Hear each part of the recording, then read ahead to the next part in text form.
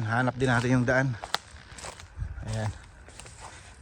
Okay, may sabihin lang ako about sa content ko na I'm more on positive. Hindi ako masyadong mag mention ng mga negativity about Canada, kasi ang purpose ko is to inspire anyone, to inspire yung mga kababayan natin na they're planning to come here in Canada to apply abroad, at para naman magkaroon sila ng lakas ng loob o ma-motivate.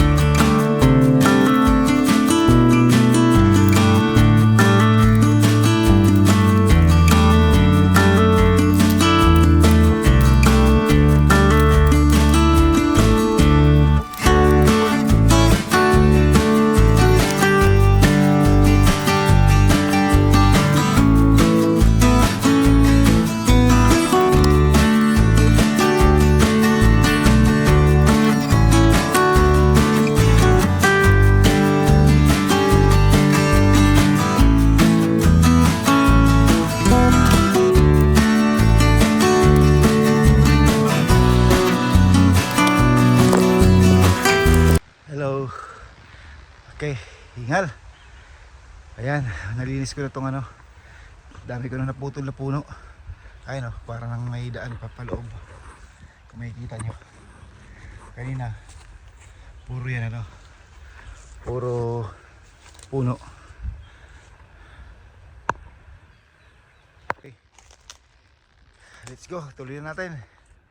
Magandang exercise to sa araw ng Sabado, umaga-umaga.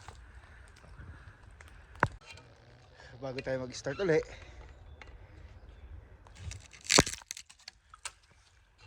inom tayong tubig para di tayo ma-dehydrate.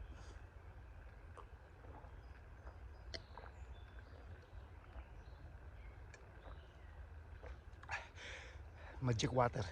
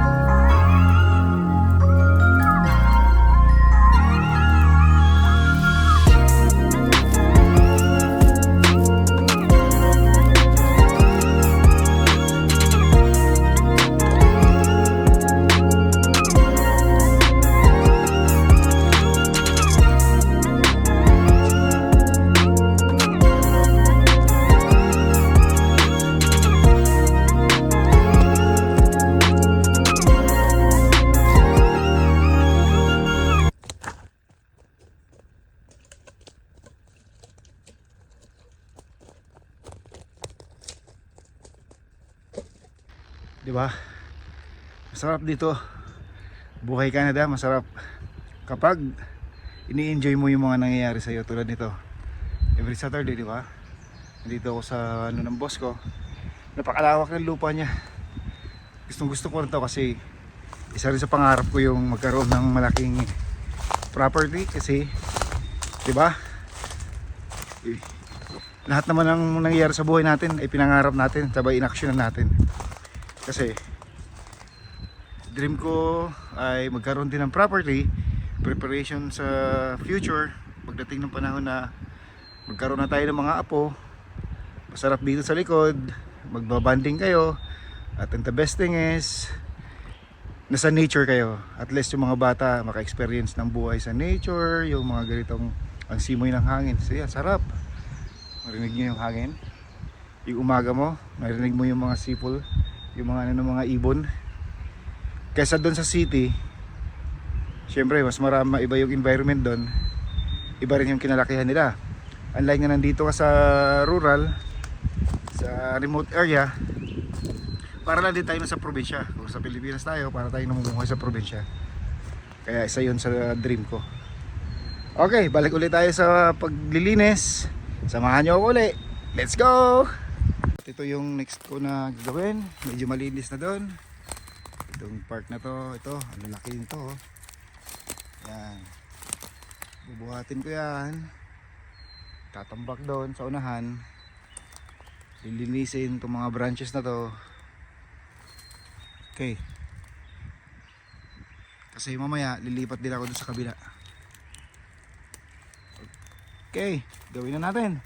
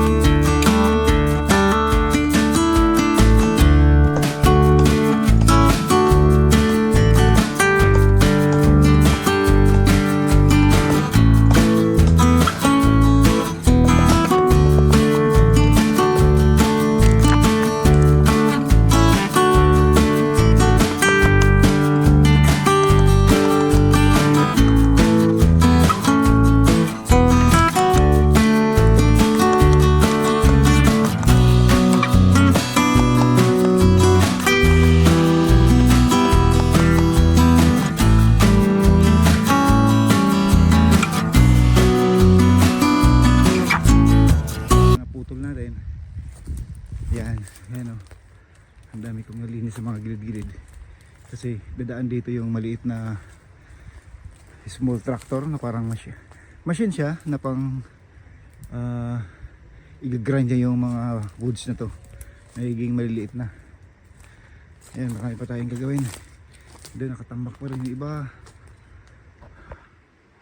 Ito dito. Ayan. Ito, lilinisan ko pa itong mga maliliit na sanga, yung mga branches na to kasi mahirap dumaan. Ito, clear na. Ayan. Okay. Yung pagod parang temporary lang kasi nag-i-enjoy ka eh. Iba yung pagod na ano ha, yung parang hindi ka na masaya. Ibig sabihin, ibang pagod yun. Ibig sabihin, meron ka ng malalim na dinadala na hindi mo lang nilalabas. O dahil malamang hindi ka masaya sa buhay mo, kaya ganoon. Pero yung ganitong klaseng pagod, dahil ini-enjoy mo yung ano, yung ginagawa mo, napakasarap. Kasi para ka lang nag-i-exercise. Kunyari, kung bagay ka ngayong time na to, nag-gym ka ngayon, nagbubuhat ka ng mga mabibigat na bakal. Ako naman ito, naglilinis, nagbubuhat ng mga kahoy, nagtataga, nagpuputol. Dahil yung mindset ko, kinakonsider ko siyang exercise. At yun, kaya maganda, positive. Lagi natin isipin yung positibo. Huwag tayo mag-isip ng negatibo kasi mahirap sa buhay ang maging negatibo. Lahat ng maliit na nangyari sa buhay natin, lagi natin pagpapasalamat yun. Let's start seeing to be positive, maging satisfied, maging maging gratitude. Yun. Lagi nating yun. Kasi lahat naman ng bagay na mayroon tayo, nagsisimula sa maliit yan. Kaya lagi nating ipagpasalamat yan. At kung mayroon kang vision o pangarap sa buhay na gusto mong gawin, gawin mo na. Dahil hindi yun ibibigay sa'yo ng Panginoon o ni Lord kung hindi ka handa sa ganong bagay. Huwag mag-alinlangan, huwag matakot, subukan. Kasi yun lang ang magbibigay sa atin ng resulta. Yung paano mo malalaman kung di mo susubukan, yun ang lagi kong sinasabi. Pag sinubukan mo na, at huwag ka rin mag-give up. Di ba? Bawal mag-give up. Kailangan lagi tayong positibo. Darating din ang para sa atin. Kaya tara, simulan ko na naman tong lilinisan ko itong part na to. Ayan lilinisan ko daw to. Tapos tatambak doon. Dito ko itatambak. Yan. Okay. Tara, samahan mo ko. Samahan nyo pala ako.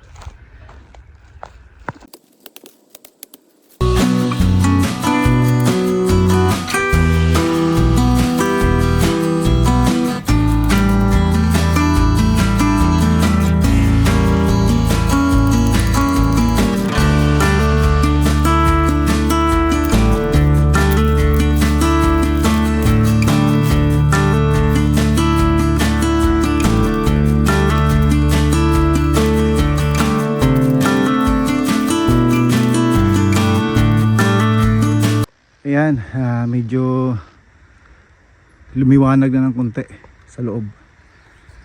Hindi pa tapos kaso malapit na ako matapos yung oras ko. At may lakad pa tayo mamaya. Ito lang, pakita ko lang sa inyo. Ayan, ang dami nating naputol. Diba?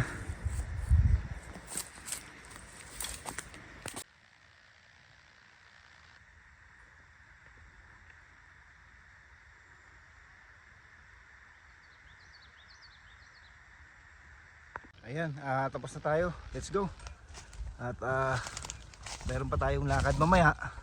Attend tayo ng 50th birthday ng friend namin, kumari namin. And syempre, pag uwi ko ngayon, dadaan muna ako ng car wash. Car wash tayo para medyo malinis naman ng konti. Kasi sobrang busy natin, nakakalimutan natin maglinis. Alam mo na, Canada Life. Sana yung way natin. Naliligaw na ako. Sa lawak ba naman ito? Ayan, hanap din natin yung daan. Ayan. Okay, may sabihin lang ako about sa content ko na I'm more on positive. Hindi ako masyadong mention ng mga negativity about Canada kasi ang purpose ko is to inspire anyone, to inspire yung mga kababayan natin na they're planning to come here in Canada to apply abroad, at para naman magkaroon sila ng lakas ng loob o ma-motivate. Kasi usually mayroon akong nakausap, ang lahat ng tinatanong niya puro negatibo. Kasi sabi ko, sino ba yung mga pinapanood mo? Sino ba yung mga sinusundan mo? Yun, mga kilala mga kilalang vlogger dito sa Canada na dahil sa mga nila, bad experience, syempre sinasabi nila yung mga negatibo na mga bad result. And the problem is they never elaborate or yung lilinawin to clear up kung ano yung the reason behind bakit naging negative. Dapat ganoon para maging handa rin yung mga followers natin. Kasi ako, for me, more on positive yung sinasabi ko. Kasi kung totoosin, napakaswerte natin na nandito tayo sa Canada o kahit saan ka man mag-abroad. Ang kulang lang natin siguro kaya tayo naging negatibo tulad ng iba, Baka dahil di ka nga siguro masaya sa ginagawa mo, or hindi angkop yung ginagawa mo doon sa pinangarap mong o inaasahan mong pangarap. Kasi ako, gusto ko lang maging honest. Itong bansang ito, binuo to o para to sa mga taong matibay ang loob, malakas yung kursunada, at hindi sumusuko, lahat papasukin at di nagrereklamo. Ito yung bansang ito. Lahat ng mga gusto mo makukuha mo kapag sinunod mo yung mga sinabi ko. Di ba? Ganun lang. Kasi yung iba nga napapanood ko, sabi nila, yung iba kunyari lang maganda ang buhay sa kanila, 3 trabaho, bumibili na malaking bahay, magandang sasakyan, halos hindi na umuwi sa bahay nila, hindi natutulog, di sa trabaho nito. Ako, saludo ako sa mga ganon. Sinasaluduhan ko yan, yung mga ganong kaklaseng tao, yung mga nag-work hard, mga hard worker na yan. Alam mo kung bakit? May mga kanya-kanya tayong reason sa buhay. Natural din nila sabihin bakit kailangan nila magtrabaho ng ganun ng magtrabaho. May kanya-kanyang rason tayo sa buhay. Kunyari, ikaw yung nakakapuna. Content mo is to show up na ito lang, trabaho ko, simple lang, relax, 8 hours, uwi ng bahay. Kung gusto mo mag-relax ka. Pero di mo sinasabi. Kung mayroon ka naman talagang problema din na hindi mo lang din sinasabi doon sa mga followers mo, yung mga subscribers mo. Kaya ako, saludo, respeto ang kaya kong ibigay sa mga taong nagsisikap para makuha yung mga gusto nilang gawin, yung mga pangarap. Diba? Kanya-kanya naman tayong diskarte sa buhay. So, ang tanging maibigay lang natin, respeto. Respect. Ganun lang. Doon lang tayo lagi sa positibo. Doon gagana ang buhay natin. Hindi yung makikipagkompetensya tayo, mamumuna tayo sa iba. Hindi ganun. Focus ka lang kung ano yung goal mo. Kung ano yung pangarap mo para sa pamilya mo. Doon ka mag-focus. At higit sa lahat, siyempre huwag natin kalimutan ang ating Panginoon na lagi tayo magpasalamat. Dahil sa Kanya, may mga blessings tayo natatanggap. Mga challenges na kaya nating harapin, na susolusyonan. Siyempre sinusubukan rin niya tayo kung hanggang saan yung faith natin sa Kanya. Yung tiwala, yung trust. Kaya para sa mga gusto mag-abroad, huwag kayong mawalan ng pag-asa. Gawin nyo. Aksyonan nyo. Okay?